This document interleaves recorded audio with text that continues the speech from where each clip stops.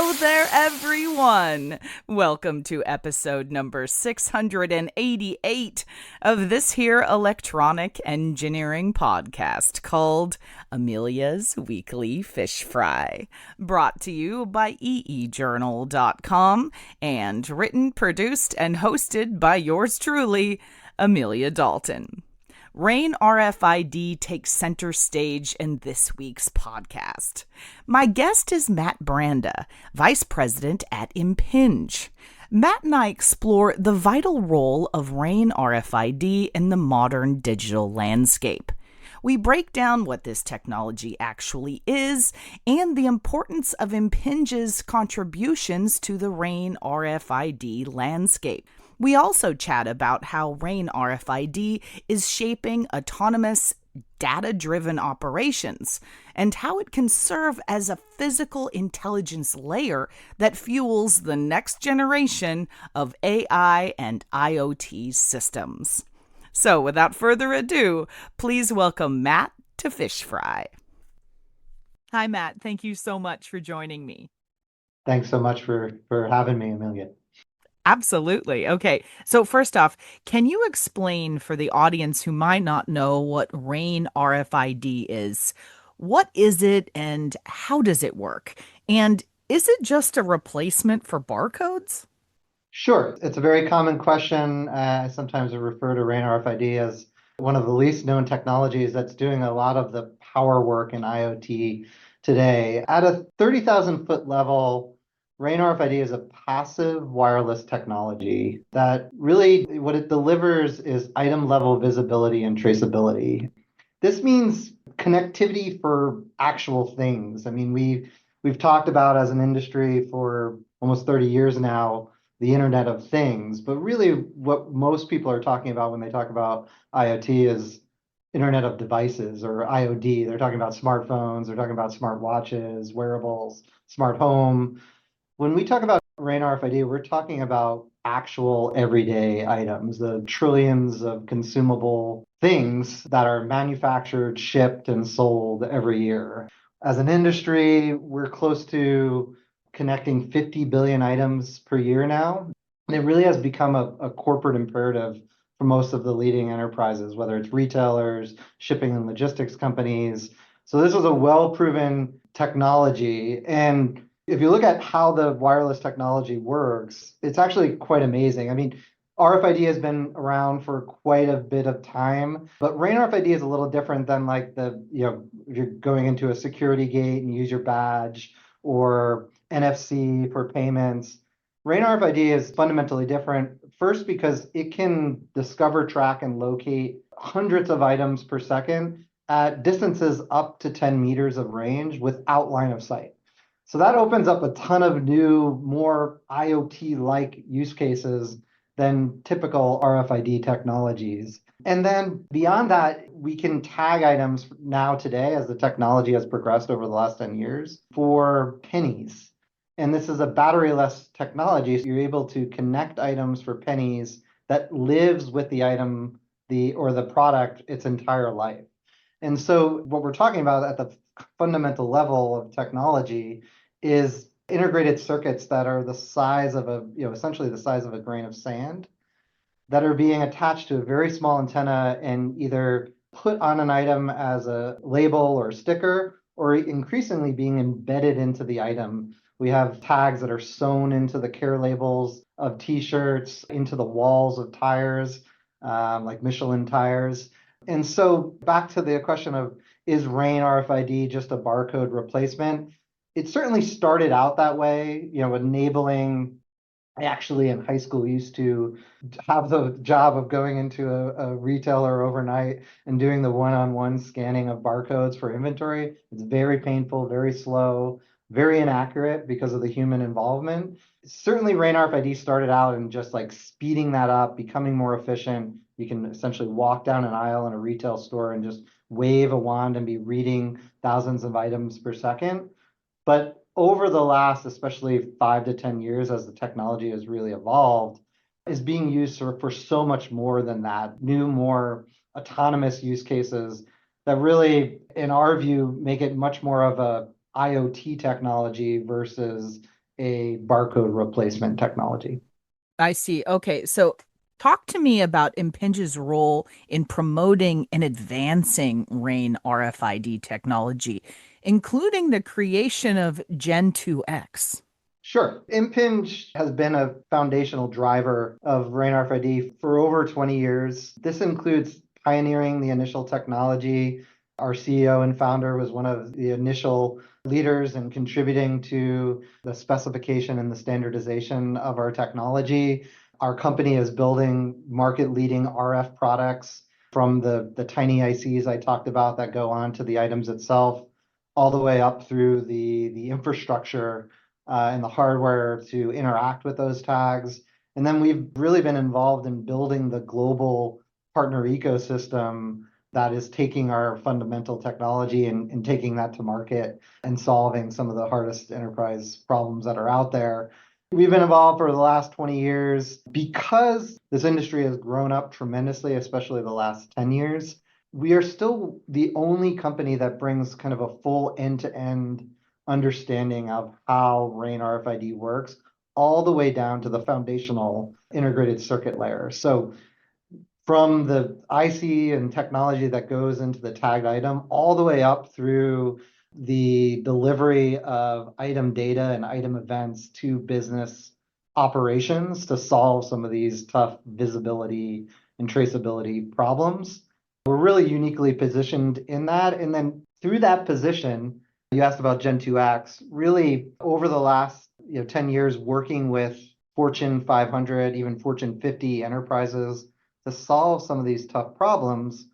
What we've seen because of that end-to-end capability is to solve some of the hardest problems, we've got to continue to push the technology forward. And having both ends of that link enabled us to innovate ahead of the standard. And so Gen 2X is really a toolbox of those innovations that we've invented to solve some of these challenging problems that is still compatible with the standard, but is sort of a boost in performance, a boost in capability, a boost in security and protection of the link to allow enterprises to solve some of the hardest problems that are out there. And then Gen 2X was really us taking all those innovations and toolbox and releasing them to the industry. So at the end of 2024, we took all those innovations and made them available to the whole industry to really kind of help drive the next phase of adoption and industry innovation. So, what do you think are the biggest recent RAIN RFID innovations that are enabling broader adoption and stronger performance across industries? Yeah, there's tons. There's so many different types of use cases and so many different creative ways enterprises are using this technology today to not only solve operational challenges, but also enhance consumer experiences, make their employees more productive. I'll narrow it down to three. The first would be really the expansion of the connectivity, the types of items that we can connect. If you, again, I keep going back in time, but if you go back 10 years, a lot of the industry, the tagging technology especially, has come a tremendous amount of way in the last 10 years from the types of items we can connect and performance of that connectivity. And so I think one of the key innovation areas is just connecting more things. So in the past, it was mostly retail apparel. And so you're walking to a Macy's or you walk into a Walmart and you're looking at apparel. These are hang tags. They're relatively big in size.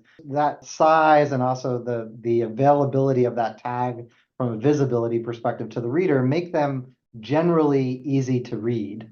But as the technology has evolved, we're really progressing to connecting everything. So, expanding in retail to general merchandise, that's not only just improving the readability, but also driving down the cost of these tags. So not only can I connect to a $20 shirt, but I can now tag a $1.50 package of crayons and do that economically and get the ROI out of it.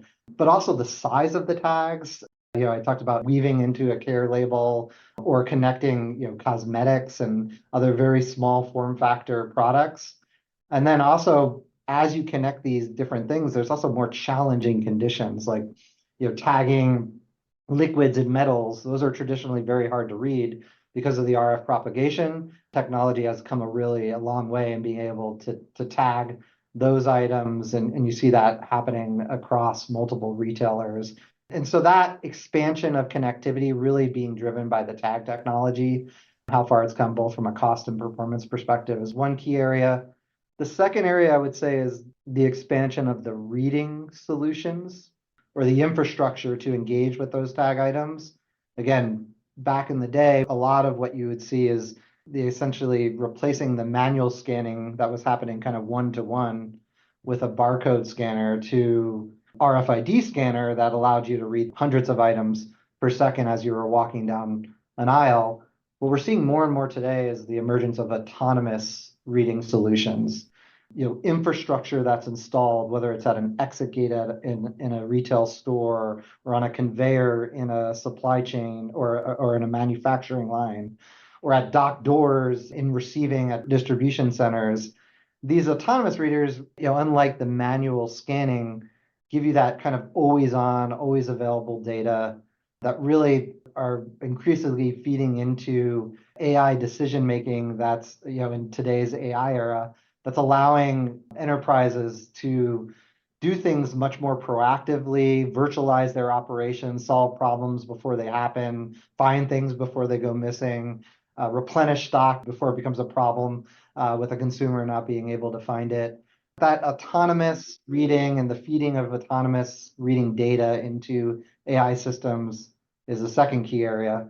And then the last area I would say is using utilization of these tagged items to not only discover and locate the item, but also protect the item. And so a lot of advancements in whether it's inhibiting fraud, protecting consumer privacy, essentially controlling who has access to the data that's on these tagged items, but also verifying that the item and the IC that's in the tag in the item is authentic so that you can prevent gray market diversion, you can protect your brand, you can identify fraudulent returns as they're coming back. All of that is kind of a new expansion area for our technology that wasn't there before. It was primarily used for kind of discovering an item and the identity of an item. So, Matt, which vertical markets are you seeing the most impact from RAIN RFID right now? And what problems is technology solving within those industries? I will start by saying our vision for this technology, which is largely coming to reality as we speak, is full life cycle traceability and visibility of an item, all from manufacturing, putting this connectivity in the item itself at manufacturing, and that connectivity existing with that item all the way through the point of sale at the retail store and all the way through the consumer use to the end of life and to be used for sustainability initiatives and recycling. Where we see it having kind of the biggest impact right now, certainly in retail, I've used that example a few times. Again, started with kind of more focused on item visibility, automating the counting. There's studies that show RAIN cycle counts are about 25 times faster than manual barcode scanning. And so just the efficiency gains allow retailers to quickly realize the ROI of tagging the items with RAIN RFID. But increasingly, they're using the technology to solve bigger problems, shrinkage, using RAIN RFID for loss prevention versus traditional EAS systems that are not telling you what actual item is transitioning. They're just telling you if an item that wasn't purchased is going through the gate. RAIN RFID gives you that item level visibility, which may not be important at an individual store, individual moment level, but if you take that data and you abstract it up to all your stores globally, looking at what's going out of the store, what's going out in a shrinkage, it allows you to be much more proactive about your shrink strategies, your loss prevention, and also gives you a lot better visibility because with traditional EAS systems, once that item is stolen, you don't know it's not on your shelves anymore. So you don't know to replenish it.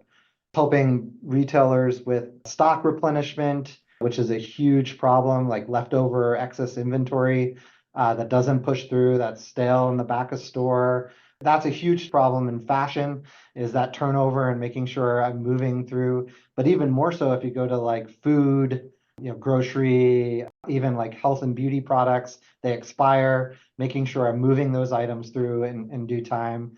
And then beyond retail, supply chain automation is a pain point for both retailers and transport and logistics companies. UPS has been very vocal about their utilization of RAIN RFID to eliminate manual scans, which has a big dollar savings for them, but also to create a tremendous amount more visibility and traceability of packages as they move through their warehouses and facilities and loading so that they can provide their end customers more visibility and also eliminate shipping errors. Shipping errors is a major cause of dollar loss for transport and logistics companies. That's just a taste of ways RAIN RFID, but it extends way beyond retail and supply chain and logistics. Whether it's tracking medical items and medical assets moving through a hospital, tracking your bags. Almost every major airline and airport utilizes RAIN RFID to track your bags as they move through an airport, tracking items on a manufacturing line and automating the shipment verifications. There's supposed to be 60 items in this package before I send it out. That used to be a very manual process to ensure it matches the manifest. Today, that can be automated and save a lot of time, save a lot of efficiency, and also save a lot of errors, which is lost dollars for that enterprise or that shipper. So that's just some of the examples of how RAIN RFID is being used today. How should enterprises be thinking about RAIN RFID differently as they build more autonomous, data-driven operations in the AI era?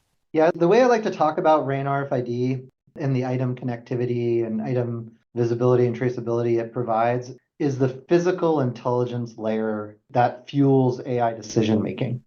So if you think of any, especially agentic AI systems, one of the most important aspects of those systems and their ability to act and make decisions for an enterprise in helping them manage their operations is the data that's the relevant data that's flowing into it. And so RFID at its fundamental layer turns every item, the most important things to an enterprise, the items and assets that are flowing through their supply chains, the items that they're trying to sell in their retail store. RAIN RFID turns those items into data producing elements of the physical world that feed into those AI decision-making processes. So it feeds in identity of the item, location of the item, whether the item's moving or not, the authenticity of the item, presence of the item in a specific area, the dwell time in that area. That data, very relevant data, is being fed into AI systems that allow them to see what's happening in the physical world in real time without any manual human intervention, and then act on those things. Act on what's moving before it's lost, see what's missing before it matters, all those type of things so that they can do things like the stock replenishment that I was talking about earlier, or automate checkout in a retail store, or be proactive about their loss that's happening either in the retail store through theft or gray market diversion throughout their supply chain. I encourage people to really think about RAIN RFID as that physical intelligence layer that's fueling data from the physical world into AI-based systems. So, beyond AI, as engineers are building the next generation of IoT systems for various industries, how should they be thinking about and implementing RAIN RFID?